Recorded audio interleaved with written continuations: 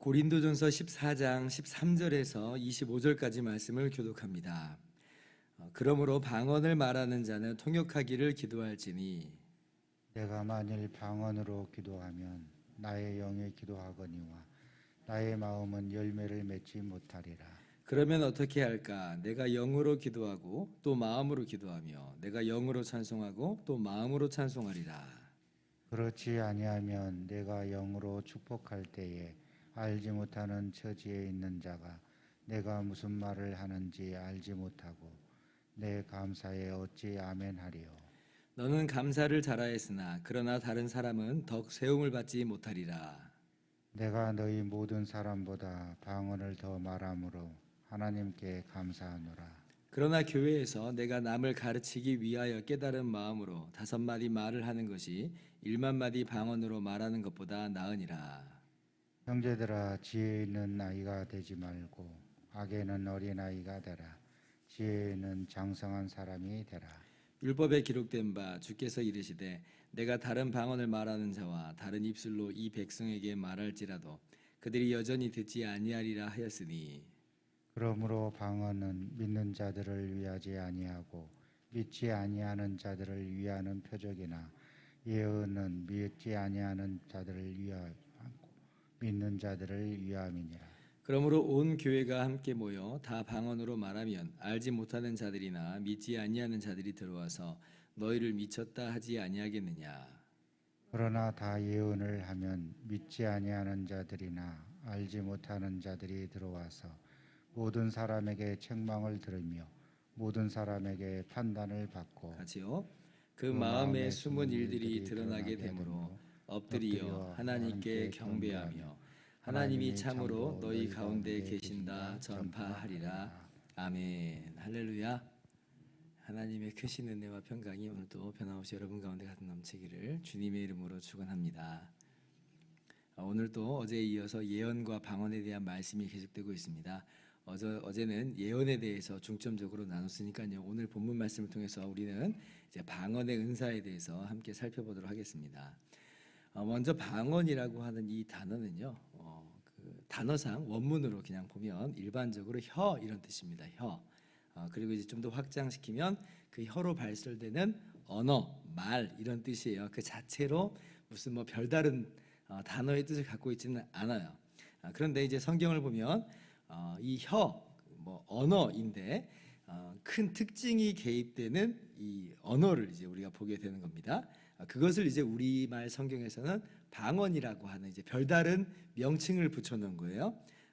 그런데 이제 사실은 똑같은 단어예요. 그래서 원문을 그냥 그대로 번역하면 그래서 방언의 은사라고 하는 것은 그냥 그 단어를 그냥 그대로 풀었으면 뭐 혀의 은사 혹은 언어의 은사 이렇게 쓸 수가 있습니다. 그러면 이 언어 은사에 어떤 큰 특징이 좀 개입되어 있는 것인가라고 할 때에 사도행전을 보면 우리가 좀 잘 볼 수가 있는데요. 거기를 보면 이제 성령께서 주님이 승천하신 이후에 처음으로 강림하시죠. 예루살렘 교회가 그래서 시작이 됩니다. 그래서 이제 120명의 제자들이 이제 각각 다른 언어들로 말하기를 시작해요. 다른 방언이진 거죠. 옛날 개역 한글 성경에는 다른 방언으로 그렇게 썼어요. 그래서 근데 이제 개역 개정판에는 그 단어를 그냥 언어로 그냥 썼더라고요. 그래서 다른 언어들로 말하기 시작하다 이렇게 나왔어요. 그래서 이제 이 모여 있는 사람들은 분명히 다 120명이 갈릴리 출신의 제자들인데, 근데 이제 다른 언어들로 막 말한 거예요. 그러니까 이제 그 당시에 오순절 날이라서 천하 각지에서 많은 사람들이 왔는데, 근데 이제 깜짝 놀라는 거예요. 아니 우리가 살던 그 나라 그 지역 언어를 내가 여기서 지금 듣는다는 거예요. 그러니까 이때의 이 다른 언어라, 다른 방언이다라고 하는 이것의 특징은 그럼 뭐였겠냐면 지금 외국어죠. 외국어로 지금 갈릴리 출신의 제자들이 하나님의 큰 일을 말한 거예요. 자, 그리고 이제 사도행전 10장을 보면 이제 이방인 고넬료 가정에게 이방인에게 이제 최초로 성령이 강림하시는 사건이 있게 됩니다. 이거 참 아주 놀라운 이제 사건인 거죠. 그래서 이제 그 고넬료 가정이 그곳에 모인 사람들이 또 방언, 그러니까 언어를 이렇게 말했다. 언어를 말했다. 근데 여기에서는 이제 명백하게 다른 언어를 말했다 이런 표현은 나오지 않아요. 그런데 베드로 사도가 이제 뭐라고 이야기하냐면 성령이 처음 우리에게 임하셨을 때와 같이 하셨다 이제 이렇거든요. 그러면 아마도 추측을 할 수 있는 거죠.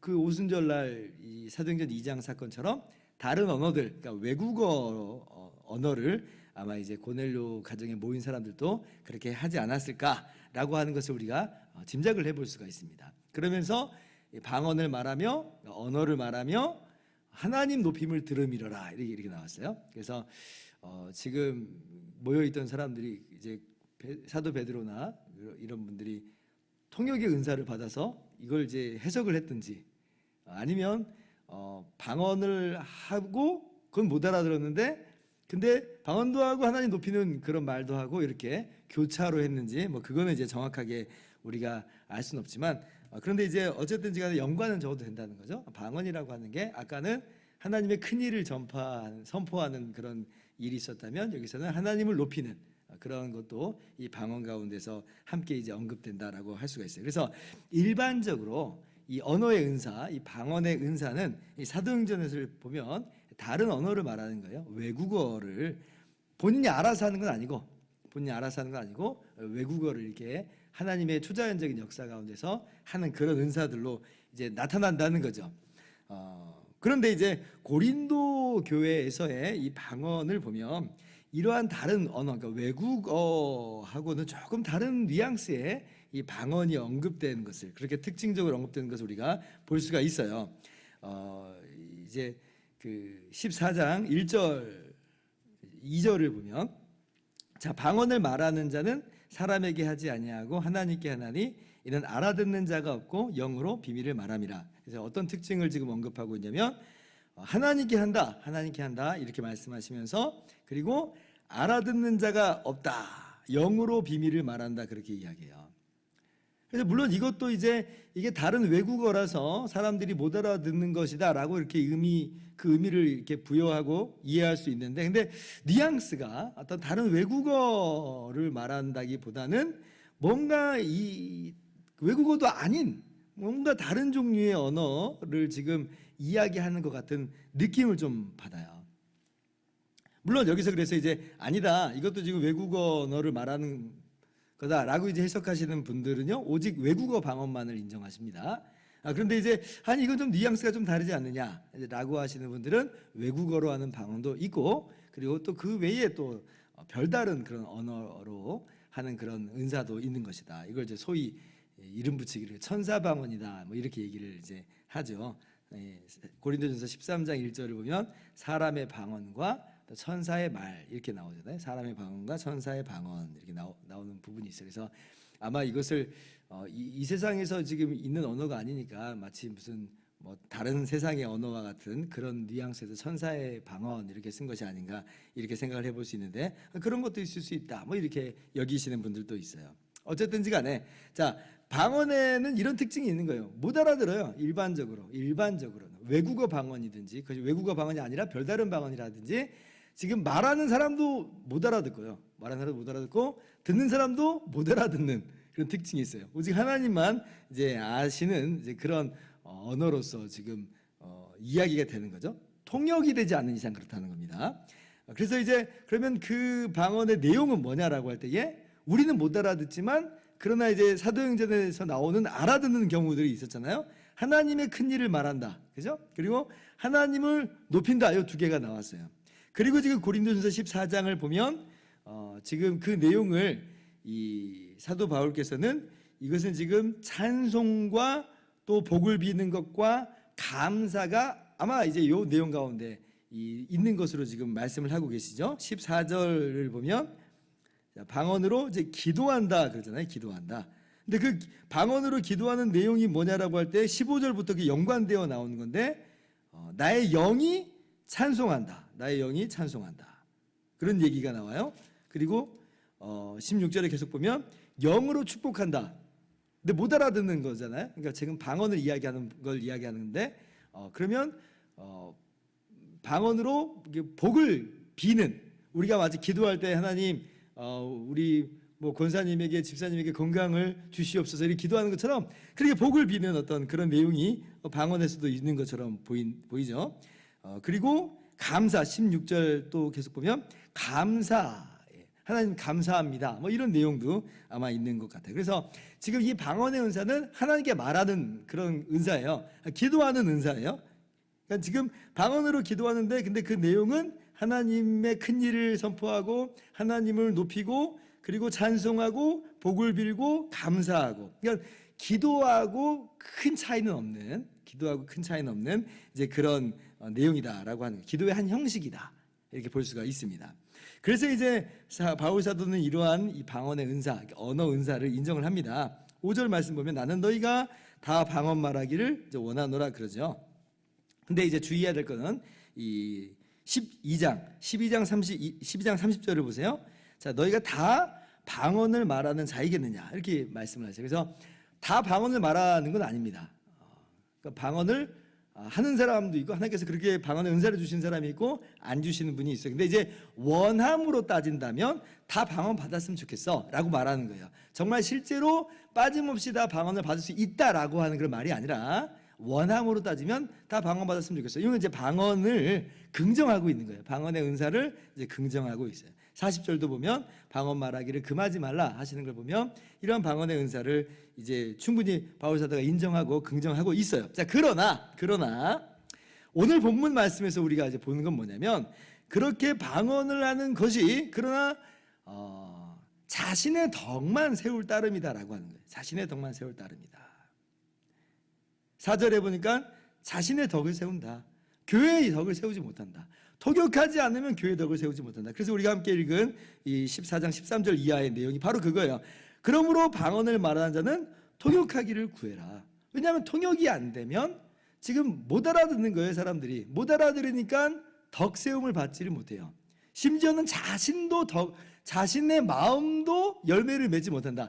자신의 한 부분으로서는 이게 자신에게 유익이 돼요. 자신에게 덕이 된다고 했으니까. 그러나 영으로 이 14절 보세요. 나의 영이 기도하거니와 나의 마음은 열매를 맺지 못하리라. 그러니까 나의 또 한편으로는 내게 이것이 완전히 또 다 덕이 되는 것만은 아니에요. 어떤 부분에서는 내게 유익이 되지만 심지어 어떤 부분에 있어서는 나에게도 그렇게 유익이 안 되는 것은 나도 내가 말하는 방언을 못 알아듣거든요. 그러니까 방언의 어떤 제약성에 대해서 명백하게 이야기를 하고 있는 거죠. 그래서 통역의 은사를 구하라. 그래야지 그 방언 기도를 듣고 함께 하나님을 찬송하든지 그 복을 빌 때에 아멘으로 받든지 감사할 때에 아멘으로 다든지, 우리가 대표 기도할 때 우리가 우리 집사님 장로님 기도하실 때 권사님 기도하실 때 앉아있는 사람들이 함께 그 기도에 자신의 마음을 녹여내잖아요. 대표 기도라고 하는 것은 그래서 함께 기도하는 거예요. 함께 기도. 그래서 아멘 아멘 하면서 그것이 나의 기도로서 함께 하나님께 아뢰고 있는 건데 방언으로 기도해 버리면 그게 안 되는 거거든요. 그러니까 지금 교회에 지금 유익이 되지 않는 그런 모습이다. 그러니까 바울 사도께서 뭐라고 말해요? 공예배에서는 방언하지 말아라. 공적인 그런 모임에서는 방언하지 마라. 왜 못 알아듣는 언어를 하느냐? 못 알아듣는 언어로는 누가 거기서 유익을 얻을 수 있겠냐는 거예요. 통역의 은사가 함께 주어져서 함께 이루어지지 않는 이상은 공예배에서는 하지 말라는 거예요. 개인적으로는 얼마든지 해라. 개인적으로 얼마든지 해라. 나도 한다 라고 하면 나도 한다. 나도 너희보다 참 잘하는 것을 감사한다. 그래서 개인적으로는 얼마든지 인정하고 긍정하고 기도 시간에 할 수 있지만 그러나 예배에서는 그것이 유익이 되지 못하므로 하지 말아라라고 하는 것이 오늘 본문의 말씀이죠. 그래서 우리가 이제 방언, 오늘날 이제 어떤 교단 같은 경우는 제가 그 교단 출신인데, 오순절 교단 출신인데 이제 방언을 성령 세례의 어떤 최초의 어떤 증거다. 성령 세례라는 그 용어 자체도 올바른 용어가 아닌 것이 분명한데, 근데 아주 특별한 체험을 말하고 있는 거예요. 거기서는 그 특별한 체험의 어떤 최초의 증거가 이 방언이다 이렇게 말하는 교단이에요. 근데 저는 거기에 동의하지 않습니다. 제가 그 교단에서 십몇 년 자랐음에도 불구하고 동일하지 않아요. 그래서 장로교 목사가 됐는지 모르겠습니다. 또 어떤 사람은 이 방언의 이 유무, 방언을 할 수 있고 못하고를 따라서 아주 신령한 사람, 또 덜 신령한 사람 이렇게 나누기도 하는데 결국 거기에 동의할 수가 없어요. 왜냐하면 아니 다 방언을 말하는 자이겠느냐, 분명히 명백하게 이야기하거든요. 모두가 다 방언을 하는 건 아니에요. 예를 들면 오늘날 현대 방언은 20세기 때 있어서 들어와서 20세기 초에 들어와서 갑자기 이 현대 방언이 이제 폭발적으로 나타나기 시작했어요. 아니 그러면 19세기, 18세기, 17세기, 16세기에 우리 믿음의 위대한 인물들은 도대체 뭐가 되는 거예요? 방언도 못하는 아주 덜 신령한 사람들이 돼버리는 것. 그런 마치 방언의 은사가 20세기 때에 들어와서 다시나 새롭게 발견되는 것처럼 그렇게 생각되는 것은 그것은 올바른 그런 방향은 아니다. 저는 그렇게 분명하게 생각을 합니다. 근데 그럴지라도 방언으로 기도하는 것 얼마든지 괜찮다. 오늘 바울 사도도 방언으로 기도하는 것에 있어서 충분히 인정하고 긍정하니까 그래요. 그러나 방언을 하느냐 못하느냐가 그 자체로 절대적인 위치에 있지 않아요. 오히려 바울 사도는 방언을 인정하면서도 계속 반복해서 말하는 건 뭐냐면 교회 유익이 되지 못한다. 우리가 지금 예언과 방언에 대해서 큰 틀을 우리가 놓치지 말자고 그랬어요. 뭐냐면 은사라고 하는 것은 본질적으로 궁극적으로 교회 유익을 위한 것이다라고 분명히 이야기했잖아요. 그러니까 그런 이 큰 흐름 속에서 예언과 방언을 바울 사도께서 분명히 이야기하고 있거든요. 그러니 방언하는 사람은 그것을 우쭐하지 말고 오히려 통역하기를 구해라. 그래야지 교회에 유익이 된다라고 지금 이야기하고 있죠. 그래서 너무 방언 그렇게 할 필요는 없습니다. 또 어떤 분들은 나는 방언을 왜 이렇게 못하나, 나는 왜 방언의 은사를 주시지 않나, 그렇게 낙심하고 좌절할 필요도 없어요. 하나님께서 각자에게 하나님이 원하신 대로 나눠주시는 거니까 사모할 수는 있을지언정 그러나 그것 때문에 자괴감에 빠질 필요는 없고 그것 때문에 더 우쭐할 필요도 없고 더 그럴 건 전혀 없다라고 하는 것이에요. 그래서 교회의 덕을 세우기 위해서 방언을 하시는 분들은 또 통역을 하실 수 있기를 그렇게 구하셨으면 좋겠고, 그리고 나는 방언을 못한다 할지라도 내겐 그러면 하나님께서 교회를 세우시기 위해서 교회 유익을 위해서 다른 은사를 주셨구나 라고 믿으면서 그 은사를 발견하고 또 그 은사를 사용함으로 그렇게 교회의 덕을 세우며 교회의 몸을, 주님의 몸된 교회를 아름답게 세워나가는 저와 여러분들 되기를 주님의 이름으로 축원합니다. 기도하겠습니다.